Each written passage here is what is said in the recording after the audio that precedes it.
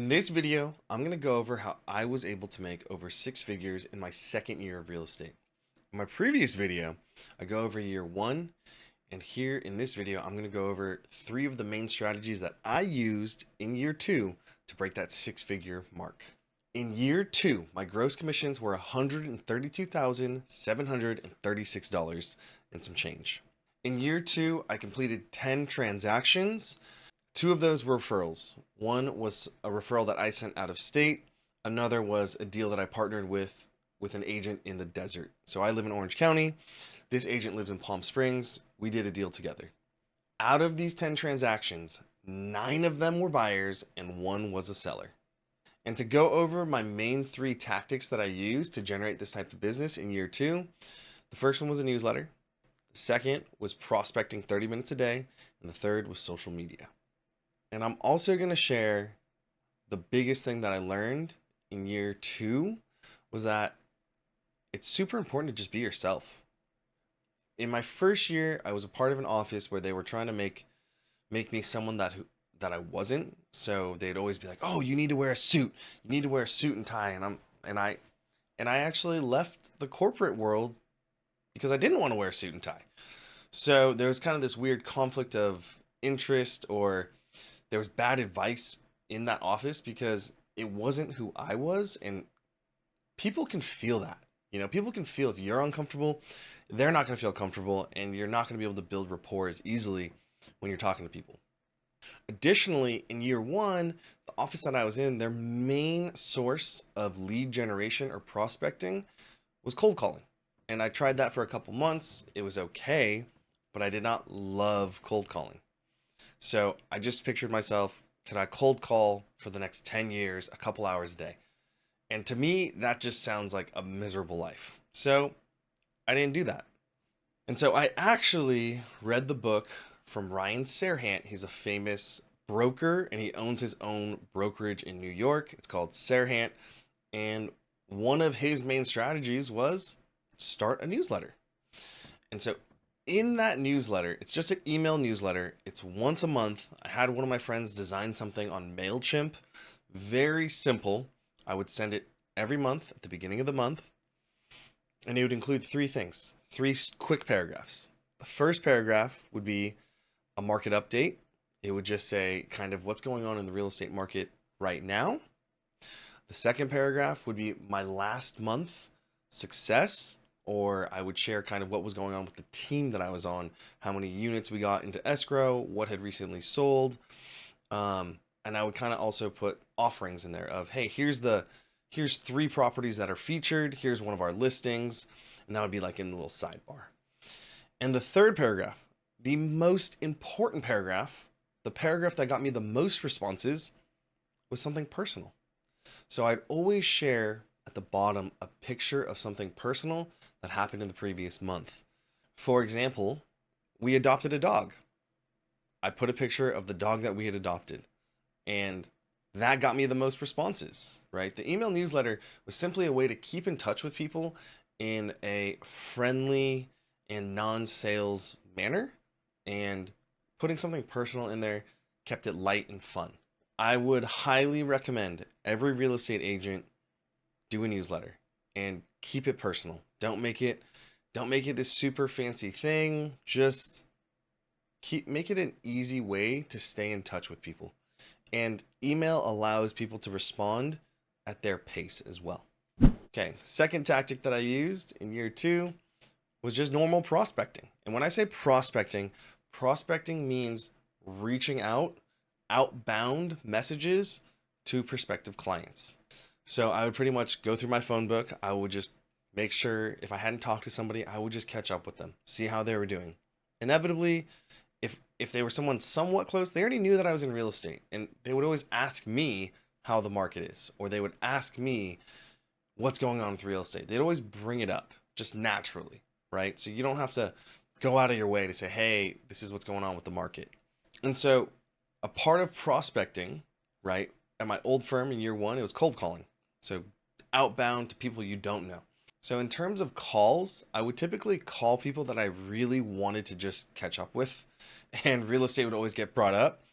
If it was someone that I didn't really know that well, I would probably Facebook message or maybe text them and just, have that conversation, see how they're doing, or just commenting also on, other people's lives in Facebook or Instagram and trying to engage with their posts. And so I would typically spend about 30 minutes to an hour a day, if not more, with the outbound prospecting.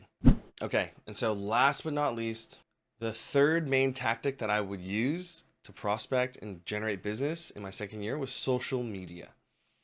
And so I would post on Instagram and Facebook. I think at the time I had a little bit less than 1,000 followers on social media.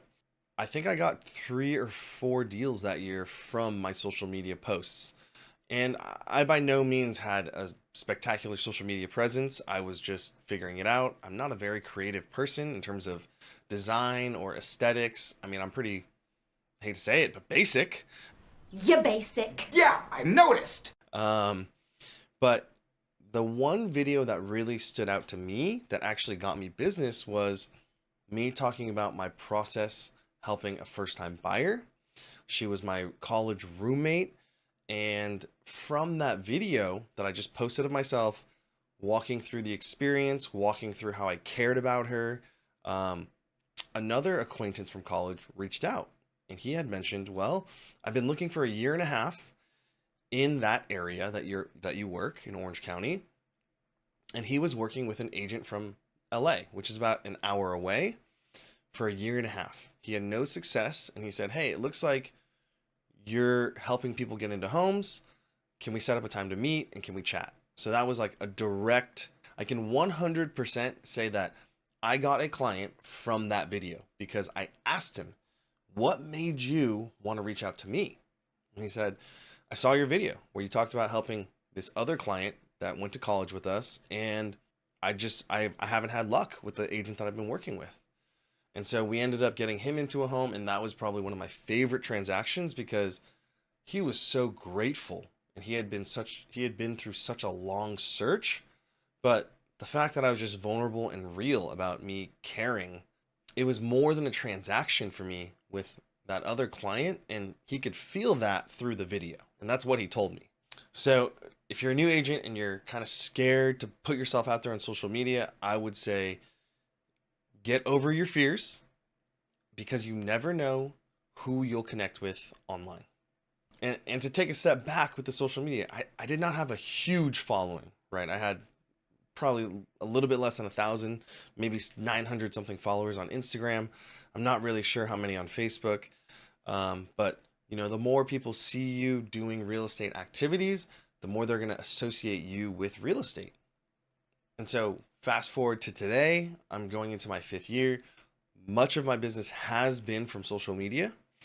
And so I would definitely urge you to consider using social media to generate business. And keep in mind, it's all of it combined, right? The social media, the email marketing, the calls and the text messages. And there's a phrase in real estate that you want to be top of mind. When people think real estate, they need to think Darren Tsai, or they need to think of you when you get your license. And so just a quick recap of the strategies that I used to break 6 figures, right? Prospecting, 30 minutes to an hour a day. That's outbound messages, Facebook, Instagram, Twitter, text, call, just having conversations with people about real estate. Email newsletter, right? It could be once a week, it could be once a month, but make sure you include something personal in there so you're building that connection with people. And then last but not least, social media. And I want you to just remember, your job as a real estate agent is to provide value to people.